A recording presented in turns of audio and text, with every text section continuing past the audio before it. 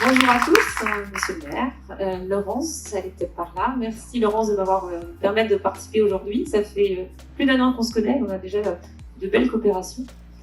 Donc effectivement, je représente une entreprise, pas n'importe laquelle, une banque coopérative que vous connaissez bien, puisque c'est la Banque populaire de France, une banque coopérative qui appartient à ses clients, qui finance l'économie locale et régionale, et qui surtout est reconnue aujourd'hui comme la banque des entrepreneurs depuis plus de 12 ans. Donc, ça veut dire qu'elle soutient vraiment les initiatives, et notamment les initiatives à impact.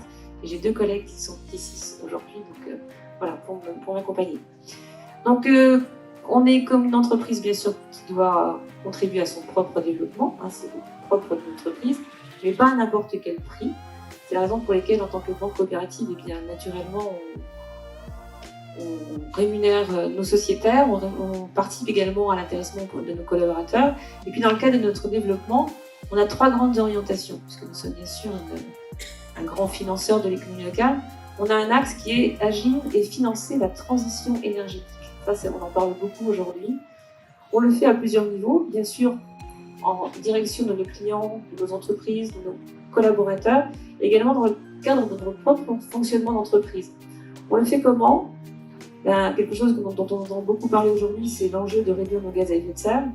Donc on agit principalement dans 4 axes: la mobilité durable, les bâtiments durables, les achats responsables et le numérique responsable. C'est vrai que nous sommes une entreprise de commerce où le numérique de service ou le numérique est extrêmement important et on doit être très vigilant parce que c'est extrêmement consommateur d'énergie.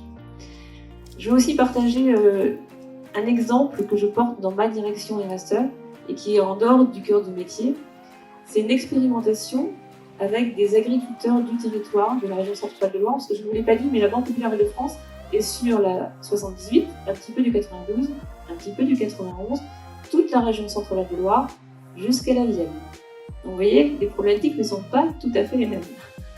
Donc on a aujourd'hui un territoire avec bien sûr des exploitants agricoles qui sont aussi intéressés par leur propre réduction d'empreinte carbone.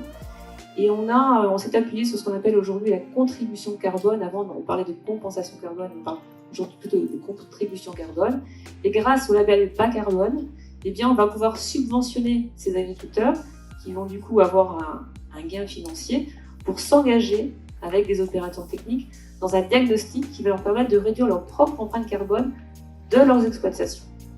Alors moi, j'ai rencontré un exploitant dans le Gâtinais, dans le Loiret, monsieur le maire, on ne peut pas citer. Ce monsieur le maire, eh bien, il a tout simplement observé qu'en changeant simplement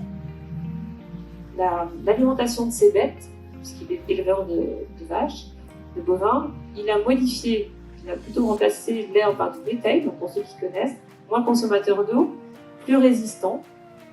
Grâce à cette nourriture, il s'est rendu compte que ses bêtes étaient en meilleure santé, donc moins d'appels aux vétérinaires. Le lait était plus protéiné, donc meilleur prix de vente pour son lait. Les vaches ont vélé plus rapidement, ce qui a fait qu'il y avait moins besoin d'avoir un nombre de cheptels au regard du volume de lait à faire. Donc il a réduit son cheptel, réduit son exploitation, moins d'énergie.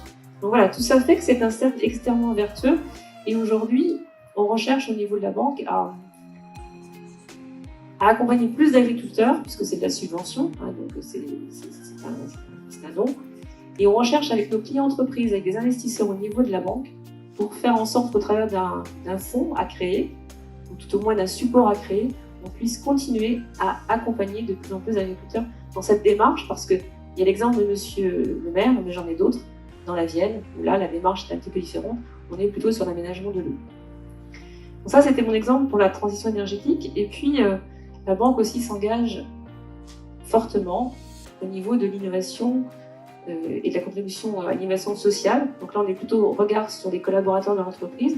Les collaborateurs, vous savez, ils bougent, là, il y a beaucoup de jeunes, je ne vais pas vous raconter, mais vous connaissez bien. Les attentes sont différentes. Il y a le télétravail qui est quand même bousculé pas mal dans l'organisation.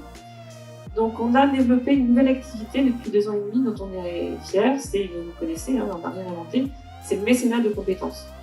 Donc c'est permettre à des collaborateurs qui, pour des raisons diverses et variées, accident de vie, fatigue au travail, façon des objectifs, bref, on a tous des moments un petit peu compliqués.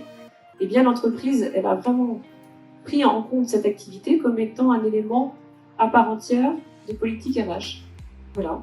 Donc, on propose à nos collaborateurs qui le souhaitent, sur la base du volontariat, mais également on peut aller leur susciter le besoin.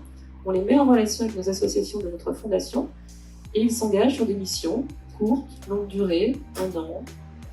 Ils vont donner de la matière grise, ils vont donner des bras, ils vont donner, à titre d'exemple, on collecte dans les banques alimentaires chaque année au mois de novembre. Mais également, on peut aller avec une association, on peut venir ici, on peut également accompagner des entrepreneurs. Bref, on a depuis 2 ans et demi doublé le nombre d'heures, on est à plus de 1000 heures de mécénat de compétences et on a 120 collaborateurs aujourd'hui qui sont engagés. Et franchement, je trouve que c'est une expérience qui donne un réel bénéfice privé et professionnel, puisque ce que le collaborateur puise dans son expérience de mécénat de compétences, naturellement, il va l'apporter dans l'entreprise. Et ça, c'est important, et je trouve que quand on a ce genre de démarche, avec une vision RH, associée à une vision d'économie sociale et solidaire, bien sûr, parce qu'on apporte de la ressource aux associations, et Dieu sait si elles en ont besoin, et quand ces 2 éléments fonctionnent, on a une vraie action à impact important. Et je finirai par une autre activité que nous avons, qui est notre fondation d'entreprise. Et là, je vais saluer Daniel Kaufmann, qui est notre administrateur, et j'en remercie Laurence de m'avoir mis en relation avec Daniel, puisqu'il vient d'intégrer récemment notre fondation en tant qu'expert en environnemental, puisque nous avons 3 axes prioritaires, la culture et le patrimoine, et on a la chance, sur le territoire de la Banque populaire de France, je ne parle pas d'ici, d'être très riche en domaine patrimonial et culturel.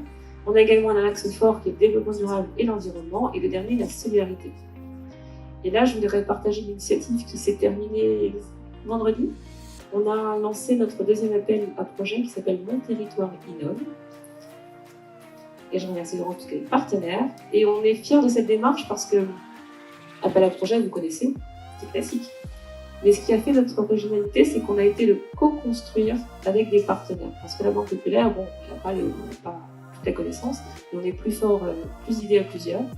Donc on s'est entouré de partenaires institutionnels, de partenaires d'experts, donc le Quai des Possibles, la région Centre-Val de Loire, la Chambre régionale de l'économie sociale et solidaire, de nombreuses universités, fondations, la French Tech, bref, vous voyez, un ensemble de partenaires plutôt pluridisciplinaires, et tout cela pour faire en sorte de faire émerger sur nos territoires, alors peut-être demain de nouveaux pôles de territoire, pôles territoriaux de coopération économique, qui est d'ailleurs le principe même du Quai des Possibles, c'est-à-dire des activités qui, à partir d'un porteur de projet, d'un coordinateur, va faire en sorte de faire émerger des activités sur un territoire qui aujourd'hui ne seraient pas forcément couvertes, des activités à caractère durable, et quel que soit le secteur d'activité, on est dans le logement, la mobilité, l'alimentation, la santé. Bref, l'idée c'est ça, et notre thématique c'était activité à impact, coopérons pour développer le territoire. On va avoir bientôt les résultats, bientôt le jury, et on est très fiers de cette opération.